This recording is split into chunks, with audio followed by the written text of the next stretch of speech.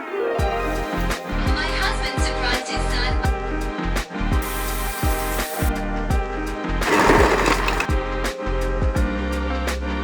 Yeah, we gotta hit 10K, man, 10K.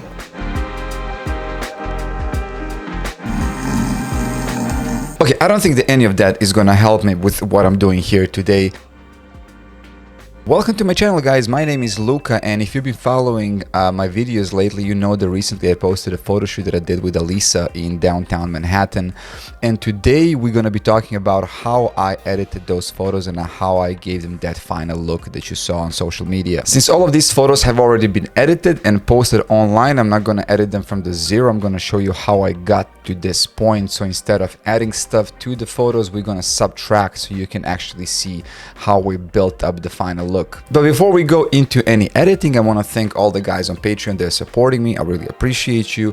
If you guys haven't checked it out yet, the link is right here. On Patreon, I post the full gallery of photos from every shoot. I do raw photos. I post a lot of extra content, interviews with models, and you can also come and ask me questions. If you want me to review your photos and help you out to upgrade your knowledge, I'm here for you. All right, here we are in Lightroom. I'm using the latest version of Lightroom just because it's updating automatically, but if you don't have the latest version of Lightroom, it's totally fine. It's still gonna work. This gallery is already completely done. All these photos are completely edited because you saw them already on YouTube and my social media. So today we're not gonna be editing from zero. We're gonna actually subtract stuff from the photos so you can actually see the difference in how I built up this thing. As you can see here, I have 838 photos that I did for this photo shoot. Obviously, I'm not going to use all the photos for the YouTube video. I'm going to use probably like 2/3 of that, which is going to be like probably 500, 550 photos for each video, because I want you guys to see every photo that I take. I want you guys to see how every photo is made, how I give the instructions to the model, how we do the photo shoot, and how everything comes out, so you can repeat and do exactly the same thing and practice for yourself. The thing that I like to do before I start doing any selection of the photos is to choose a color preset that I want to use for this whole photo shoot, because I want the whole gallery to look like one whole thing, that the vibes has to be the same for every shoot, regardless if I shot it with flash or natural light. The feeling has to be the same for each set. Once I've chosen the preset and the colors that I want to use for all the photos, let's say I did for this one, all I'm going to do is select all the other photos, or press Ctrl A to select all the photos, click on the sync, and make sure that only remove and crop are unchecked, because those are the preferences that I don't want to transfer to all the other photos. I'm going to press sync, and all the other photos are going to sync according to the same settings that I have here set up for this photo. Okay, now that that is done, we can actually start doing the selection of the photos. The way that we do selection is by pressing key numbers from 1 to 5, 1 being 1 star, 5 being 5 stars. And if you don't want to put any stars and you think you made a mistake, you can just press the 0 and remove all the ratings. In this way, you can easily separate all the good from bad photos, so it's easier to go through them and edit the photos that you actually want to edit. Once I went through all the photos and I made all the selection, I put all the stars, and if you can see, there's a little tiny star underneath each of these photos, so you know which kind of rating they have. If they have no stars, that means they have no rating. So now if I want to see all the rated photos, all I have to do is click here on filters off and select rated, which is going to give me 1 to 5 star rating. Right now it's only selected for 1 star and up, which means that every single photo that has any kind of rating is going to show up. Now if I want to see the 5-star photos or all the hero shots that I did for that day, all I have to do is click on the 5 stars. It's going to give me all the photos that are rated with 5 stars. We're going to start with this photo right here. This is one of my favorite photos that we did, and this was a test shot that we actually did. It wasn't even planned to be there. I just like these blade glasses and kind of vibes on her. This is a slow shutter photo, which is like 1/8, and it's done with the Sony A7IV. Few things that I did here is I used a lot of generative AI because I need to remove a bunch of stuff, and you're going to see it right here. Bam. All that. The reason for that is because, as I said, this was a test shot. I just posted her there really quickly, and all these packages were right next to her. So I knew that I'm going to have to remove it later, and you can see if we go to 1 star, the very next shot, it doesn't have any of the packages because I removed them. So for this one, I had to actually use generative AI to remove stuff, and I also had to use the remove tool to remove these spots, which are dirt on my sensor, which is totally my fault because I did not clean my camera before this photo shoot. Don't do the same. Be diligent and clean your camera so you don't have to do this in the edit like I do. One thing that I would definitely recommend is the Lightroom has a little bug. If you're using generative AI after you used all the masks and everything, sometimes when you delete the objects with generative AI, the objects will get removed, but the mask will not update, so you will still have the shape of the object that was there before. Even sometimes if you click on the update the mask, sometimes it really doesn't update and the object is still there. So my advice to all of you is to start doing the generative AI before you do any masking and any coloring, because in that way you can get yourself in a situation that it just can't be removed, so you have to delete everything, start from the beginning. Don't ask me how I know. Doesn't really matter. Now, regarding the color profile for this photo, I'm going to remove all the colors so you can see how flat this photo and how uninteresting it is with colors. So what I have here is the 5 of my favorite presets that I made for myself.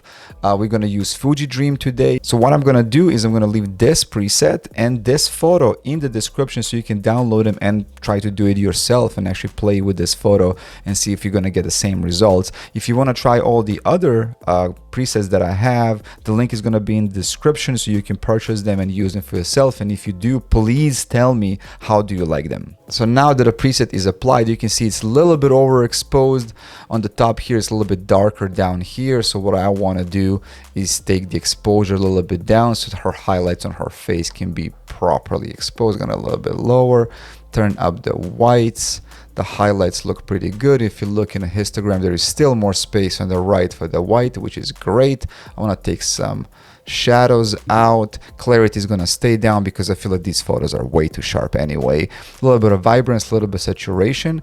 And then the tone curve, you're going to see that I didn't do nothing here. The reason for that is that I used the basic settings instead of S-curve to make here, which is the same thing.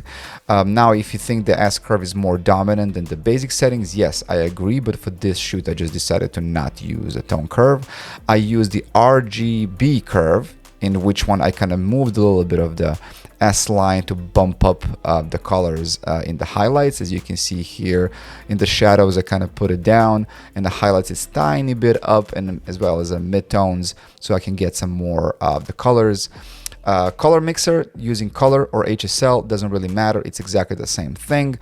You don't have to copy all these files from the screen. The link is down for the preset. I just slided the colors a little bit more off so they can get more of the orangish color on her skin. She's also really tanned, which helps a lot.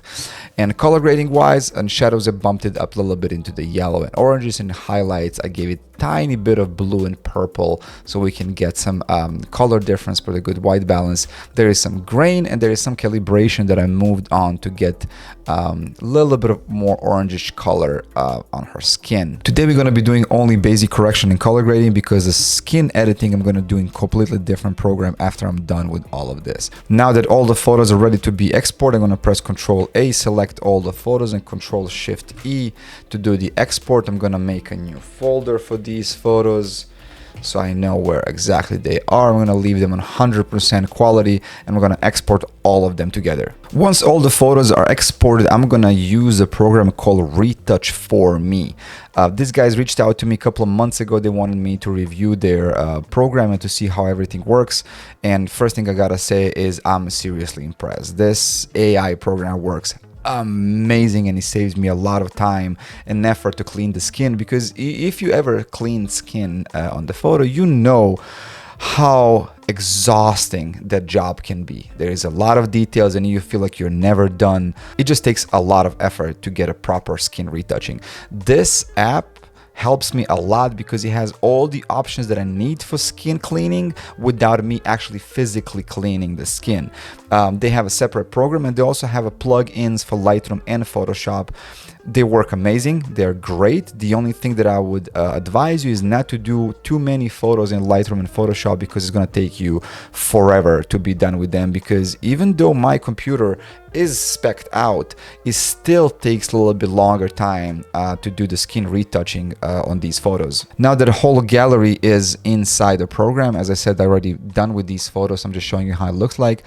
I'm going to show you how this works. On the left side, you have a grouping of all the photos. You can separate them in any way you want for your cleaning. You can also do the favorites for each photo, and you can reject them as well if you don't want them in your gallery. And on the right side, we have all the plugins that are installed in the program. Right now, I have Heal, Dodge, Burn, Skin Tone, Eye Vessels, Eye Brilliance, and Frequency Separation, which are the most important for the skin cleaning. And on the bottom here, you have available for download all the other plugins that you can download straight from the website and install them into the program. I just have to warn you that each of the plugins have to be paid for before you use it. There is a free trial, and you can also get a discount with my code, which is going to be in the description. But just so you know, it's not cheap, but it's definitely worth it in a long term. Now let's see how this works. Let's choose one photo that actually has a clean skin that we can see something closer. Let's say this one. There you go. Alyssa has a really clean skin, and she's also tan, which helps a lot, but you can still see these kind of dots here. There's kind of discoloration and stuff on her face, which I need to remove. So what we're going to do here, I'm going to zoom out a little bit so you can see the whole photo. On the right side, these are default settings. Everything is on kind of 100% setup. I'm not going to touch anything. I just want to leave it exactly as it is. The thing is that even if all of these are selected, you're not going to see the change on your photo right away. What you need to do is turn the rendering on. If you click on the use pre-render preview, it's going to show you that layer data is not found, that you have to re-render. So once you click the pre-render, it's going to take 15-20 seconds to render this photo, and then it's going to show you how it looks like when it's done. And 20 seconds later, we have our photo fully done. Now to see the difference before and after, we're going to click on the eye icon button right here next to pre-render, and you can already see the difference in the skin, in the eyes. I think it did a great job for this couple of clicks and by itself. Now, if I want to use the same settings to all the photos, I'm going to press Ctrl A, select all the photos. I'm going to click Export with the correction, choose the new folder one I want to select. Once I press the export, depending on how many photos you have, it might take from a couple of minutes to 20 minutes of exporting everything. Now, since I have 520 photos to export, it's going to take a little bit longer time. But on the other hand, imagine if you would have to do all of this one by one. Do you know how long it would take you? So yes, this is definitely worth getting. Now that all the photos are exported, everything is done, there is only one thing left, and that's uploading to the server and delivering the gallery to the client. For stuff like that, I'm using a website called A7IV, which is a storage and gallery solution all in once. So once you upload all your files to the A7IV, you can make a separate gallery that you're going to send to your clients, and you don't actually have to do much. Gallery is going to be made by itself once you click on it, and all you have to do now is to share a link. Let me show you how it works. So we're going to go into the project. Let's say this is Alyssa's photo shoot that we just did. I uploaded only one photo. If I want to make a gallery, we're going to click on the gallery, select files, and since this file has already been selected and added to the gallery, I don't have anything else to do.